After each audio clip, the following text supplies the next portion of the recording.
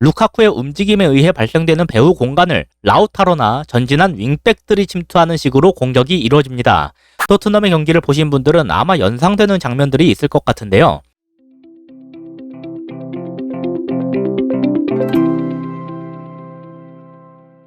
안녕하세요. 축구 보는 기자입니다. 토트넘이 안토니오 콘테 감독과 접촉했다는 소식이 들려오고 있는데요. 아직 오피셜이 뜨지는 않았지만 콘테 감독이 올 경우에 토트넘이 취할 전술과 선수 기용에 대해 예상해봤습니다. 콘테 감독은 3-5-2, 3-4-1-2, 3-4-3 등의 포메이션을 활용하는 편입니다. 보유한 선수들의 능력과 팀의 현 상황에 맞춰 위치를 조정하고 있지만 기본적으로 3백을 선호하는 감독인데요. 콘테 감독의 3백은 후방 빌드업 시에는 4백처럼 바뀌곤 합니다.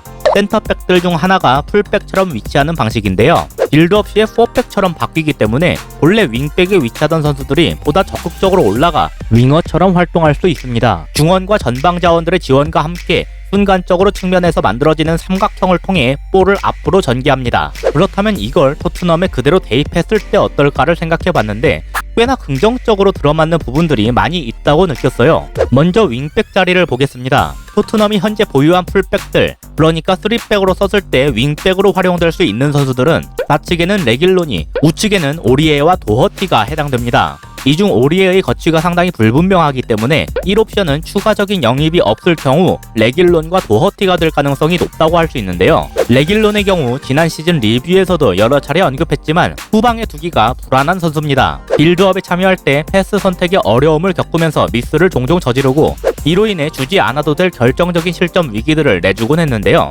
여기에 더해 도허티는 토트넘이 활용했던 4백의 풀백으로 나서서 좋은 활약을 보여준 적이 없다고 해도 무방할 수준이었기 때문에 평가조차 어려울 지경입니다. 하지만 3백의 양 윙백으로 나선다면 얘기가 많이 달라지는데요. 이들은 최후방에서의 빌드업 참여에 대한 부담감을 상당히 덜게 됩니다. 레길론과 도허티 둘 모두 지니고 있는 최대의 약점이 어느 정도 해소되는 셈이죠. 도허티는 지난 시즌 기회를 많이 부여받지 못했지만 본래 얘는 울브스에 있을 때도 3백의 윙백으로 출전했을 때 좋은 활약을 보였던 선수입니다. 토트넘이 3백을 기반으로 한 전술을 구상한다면 다시금 좋은 활약을 보일 가능성이 있죠.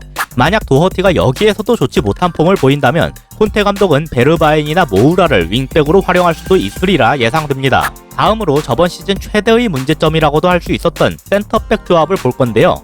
아까도 언급했다시피 빌드업 시엔 3백 중 하나가 풀백처럼 위치하는데 이 부분이 3백과 4백의 하이브리드 전술의 핵심이라고 할 수 있습니다. 그리고 그만큼 많은 능력들이 요구되는 자리이기도 하죠. 같은 컨셉을 지닌 첼시의 경우를 볼까요? 첼시는 이 자리에 주장인 아스필리쿠에타가 1옵션을 맡고 있습니다. 그리고 첼시 경기를 리뷰할 때마다 조명했지만 아스피는 3백의 우측 센터백, 우측 윙백, 4백에서의 풀백 모두에서 뛰어본 경험을 토대로 훌륭한 전술 이해도와 적극적인 전진성, 헌신적인 걸레 수비 모두를 보여주면서 첼시의 챔스 우승에 절대적인 영향력을 행사했는데요. 그렇다면 과연 이 핵심적인 자리를 수행해줄 수 있을 만한 선수가 누구인가? 저는 토트넘에서 탕강가가 이 역할에 가장 잘 어울리리라 보고 있습니다. 탕강가는 본래 센터백 출신인 선수지만 저번 시즌에 풀백 역할도 꽤 잘 수행했는데요. 물론 선수 경력 전체적으로 봤을 땐 아주 짧다고 볼 수 있겠지만 센터백과 풀백 모두를 볼 수 있는 멀티성과 함께 빠른 주력과 좋은 몸싸움 능력을 통해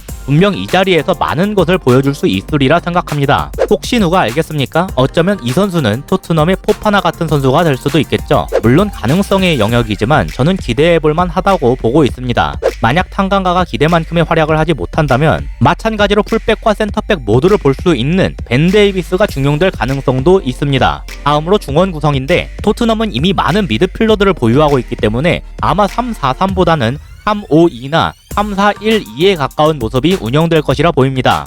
홀딩 미드필더로 호이비에르는 무조건 들어가겠지만 나머지 두 자리를 놓고 알리, 로셀소, 은돔벨레, 윙크스, 시소코 등이 경쟁하게 되겠죠. 콘테 감독은 전방에서의 압박도 상당히 강하게 가져가는 편이기 때문에 북미들에겐 높은 활동량이 요구되는데요. 체력적인 한계가 분명하게 존재하는 은돔벨레의 경우 선발에 어려움을 겪을 수도 있겠습니다. 아마 이 3미들의 조합을 여러모로 시도해볼 것이고 어쩌면 상대에 따라 라인업에 변화를 주는 방식으로 운영이 될 수도 있습니다. 시즌 진행에 따라 가장 많은 변화가 생기는 곳이 될 것 같네요. 투톱은 당연히 손흥민과 케인이 나오게 될 겁니다. 인테르의 라우타로 마르티네스와 로멜루 루카쿠 같은 역할을 그대로 대입할 수 있기 때문에 별로 고민되지도 않을 것이고 어색하지도 않습니다. 인테르에서 루카쿠는 그 특유의 강력한 피지컬을 바탕으로 볼을 지키고 연결해주는 역할을 맡고 있는데요. 루카쿠의 움직임에 의해 발생되는 배후 공간을 라우타로나 전진한 윙백들이 침투하는 식으로 공격이 이루어집니다. 토트넘의 경기를 보신 분들은 아마 연상되는 장면들이 있을 것 같은데요. 토트넘은 지난 시즌 이미 이 패턴을 많이 보여준 적이 있습니다. 케인은 일명 9.5번 역할이라 불리는 역할을 훌륭하게 수행하면서 지난 시즌 전반기 토트넘의 상승세에 크게 기여했죠.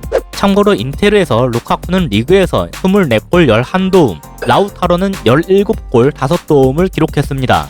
심지어 라우타로는 결정적인 기회를 꽤나 놓치는 부진한 기간이 상당히 있었음에도 이만한 스탯을 쌓았다는 점을 주목할 필요가 있는데요. 전술적으로 윙백들의 지원이 지난 시즌보다 수월해질 것이라 기대됐기 때문에 더욱 손케 조합의 위력이 강해질 가능성도 있죠. 뭐 당연히 이건 여기저기서 이적설이 파다하게 나고 있는 케인이 토트넘에 남아있어야 가능한 기대입니다. 케인이 떠난다면 토트넘은 공격에 있어서 아주 답답한 흐름이 이어질 수도 있어요. 이 경우 다른 선수가 케인의 빈자리를 대신하겠지만 누가 오든 공백은 크게 느껴질 수밖에 없을 겁니다. 이렇게 콘테 감독이 올 경우 토트넘이 취할 전술과 선수 기용에 대한 예상을 해봤는데요. 일단 적어도 팀이 보유한 장점과 잘 어울리면서 단점을 커버할 수 있는 토트넘과 잘 어울리는 감독이라는 점에서 기대해볼 여지가 충분하다, 그렇게 평가할 수 있겠습니다. 인터뷰로 잡음을 일으키거나 보드진과의 불화, 플랜 B의 부재 등 콘테 감독에게 우려스러운 점도 없지는 않아요.